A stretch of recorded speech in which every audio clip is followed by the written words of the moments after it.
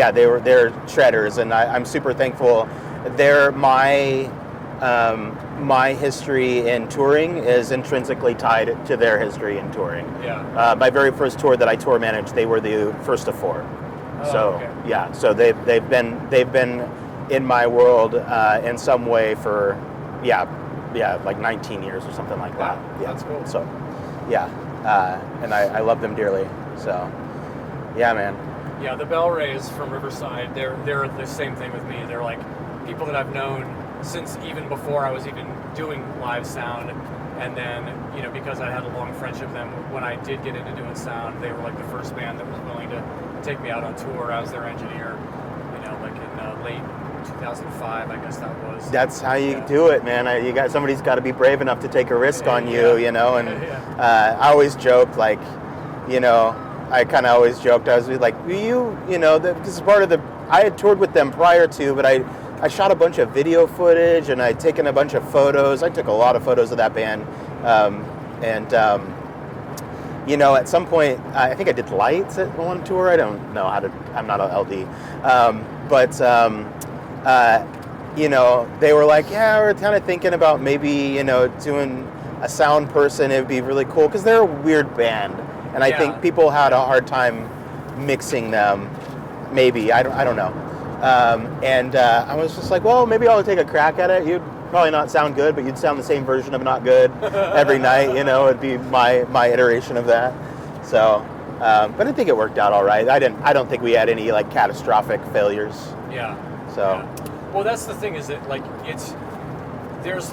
you have a little bit less to lose when you're at a slightly smaller level, before you've gotten up to bigger and bigger venues, because like you said, it's kind of a crapshoot, and every night it's like when the local person is mixing them, it's like, well, half the time it's okay, and half the time it's kind of dreadful, and or the person just doesn't know how to sort of deal with their particular sound or whatever, and like what they should sound like, and so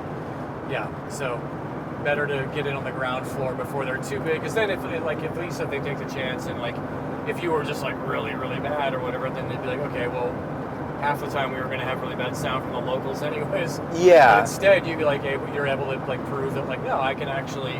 And then of course, because you're with them every night, then you immediately learn how to mix them, and you know what the nuances are, how they play, and it makes it a lot easier to dial in, because the person that's going to mix them locally, no matter how good they are, if they've never heard them before, they only get those few songs in a sound check to assume what they're going to be like. Yeah. Whereas once you're with them, you can if you can get your chops, get you up to speed pretty quickly. Yeah, I mean, and there's, for lack of education or knowing, I was just a wide open mixer for quite a while. I didn't have a handle on a lot of what I would think would be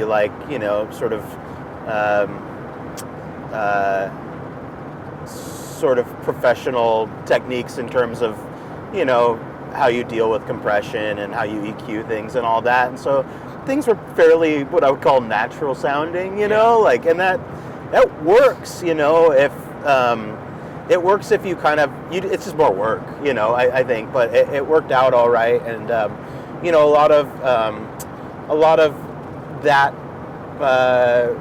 the beginning stages for me were just not making mistakes, I guess, feedback mitigation technique type stuff, and and just not messing up, and I think I did okay at that, and the rest sort of came, so.